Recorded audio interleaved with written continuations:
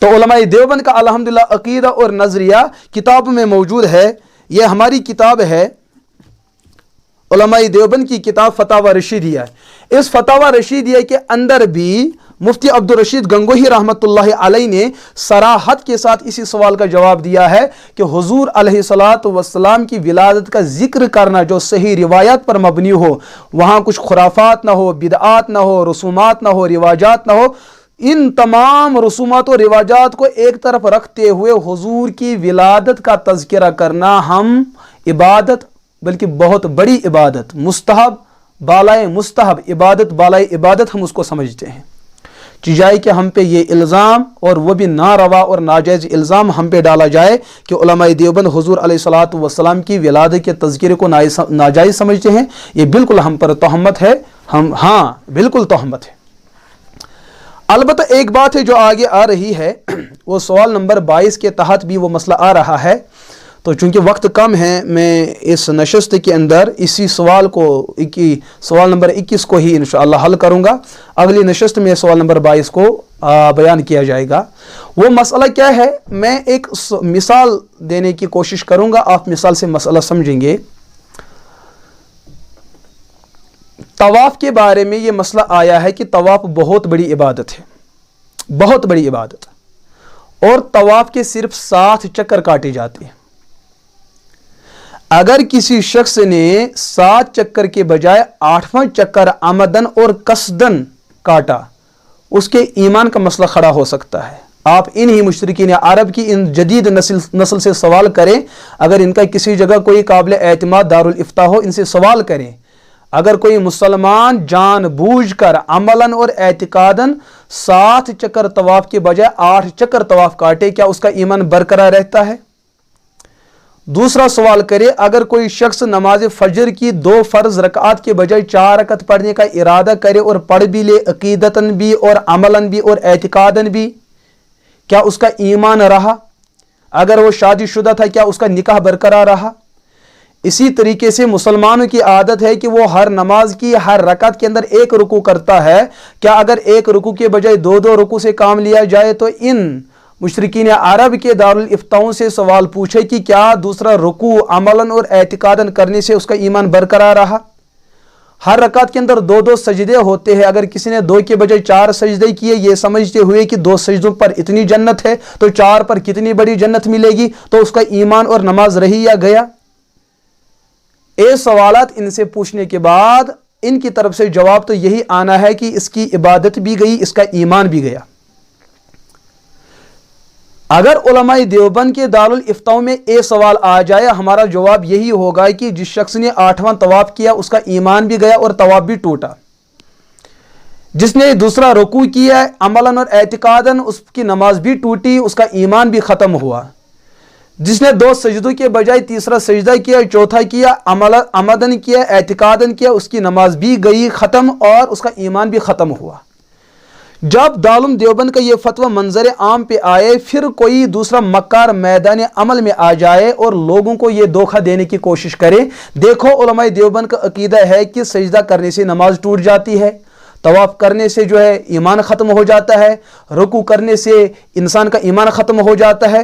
مجھے بتلاؤ یہ انسان کتنا بڑا دھوکہ لوگوں کو دیتا ہے. علماء دیوبند نے جائز رکوع کا انکار نہیں کیا، علماء دیوبند نے ہر رکوع کے 2 سجود کا انکار نہیں کیا، علماء دیوبند نے جائز 7 چکر طواف کاٹنے کو ناجائز نہیں کہا، بلکہ جو 7 چکر طواف پر 8واں چکر کاٹا گیا، ہم نے اس کی مذمت کر دی. ہم نے کہا اس 1 چکر کاٹنے سے وہ 7 چکر بھی ناجائز ہو گئے اور اس کی عبادت بھی ضائع، اس کا ایمان بھی ختم ہوا. کیوں؟ اس کی اس عمل کی وجہ سے اسلام پر زیادتی لازم آتی ہے. جب اس نے اسلام پر عملاً اور اعتقاداً کوئی چیز زیادہ کر دی تو یہ تو کافر ہو جائے گا، کیونکہ شریعت نے اعمال کے حدود متعین کر رکھے ہیں. ان حدود کو پھلانگنا، ان حدود کو پامال کرنے سے انسان کا ایمان جا سکتا ہے. तो नमाज के हर रकत के अंदर एक रुकू से ही हमारी ज़रूरत और हमारी इबादत पूरी हो सकती है। इसलिए चूंकि एक रुकू ज़ायद किया, यह हुजूर पर तोहमत है, अल्लाह के दीन पर नुकसान और कम होने की तोहमत है। तो इस दूसरे रुकू करने की वजह से पहला रुकू भी ज़ाया, नमाज भी ज़ाया और इस्लाम पर बदनुमा दाग लग जाता है, इसका ईमान भी बर्बाद।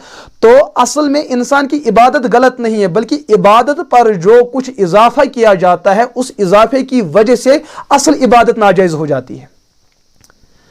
अगर ये बात भी आपको समझ में नहीं आई तो इससे भी बढ़कर आसान मिसाल में आपको समझाने की कोशिश करूंगा। आपके घर में छोटा सा लोटा है, उसके अंदर 2-5 किलो का दूध रखा हुआ है। दूध बड़ा पाक है, साफ है, शफाफ है। उसके अंदर जो है किसी बच्चे का या किसी बड़े का या तो खून का कतरा गिरा या पेशाब का कतरा उसमें गिरा, एक कतरा। आप दुनिया के जिन भी दारुल इफ्ता में सवाल मौसू भेजेंगे, वहां से जवाब आएगा कि इस दूध को फेंको, ये दूध नापाक है, नजस है, इसका पीना हराम और नाजायज है। दारुल देवबंद के दारुल इफ्ता में यह सवाल आने पर वहां से जवाब यही आना है कि यह दूध गंदा है, नजस है, नापाक है। अब कोई उस जैसा शख्स जो हुदूद हरम में रहकर झूठ बोलता है, गलाजत बकता है, उसी का कोई मुक्तदी उस जैसा अब वो लोगों को ये धोखा देने की कोशिश करे कि दारुल देवबंद का फतवा है कि ये दूध पीना नाजायज है, गाय का दूध पीना नाजायज है, हराम है, नजस है, नापाक है। मुझे ये बतलाओ कि ये उलमाए देवबंद के बारे में बदजुबानी कर रहा है, बहतानबाजी कर रहा है, तोहमत दे रहा है, इल्ज़ाम दे रहा है। अरे उलमाए देवबंद ने 5 किलो दूध का इनकार नहीं किया है, उसकी तहारत, उसकी पाकी और सफाई का इनकार नहीं किया है, बल्कि जो पेशाब का कतरा और खून का कतरा उसमें गया, उस कतरे की वजह से उसका हुक्म बयान करते हैं कि अब ये दूध शक्ल सूरत के एतबार से दूध है, मिठास और जायके के एतबार से दूध ही है। लेकिन अब हलाल और हराम का मसला सामने आ जाता है कि इस एक कतरे के आने की वजह से अब दूध पीना नाजायज होगा, इसका पीना हलाल नहीं होगा, ये दूध हराम है, नापाक है, नजस है। अब कोई इन जैसा कोई इंसान ये शोशा फैलाना शुरू कर दे कि ये दूध को नापाक कहते हैं, हम उनको अर्ज करेंगे अगर आप लोगों को ये धोखा दे रहे हैं, आप वो दूध के 5 लीटर लेकर आप उसको घटक लो तो मसला हल हो जाएगा, अगर आप उसको हलाल समझते हैं।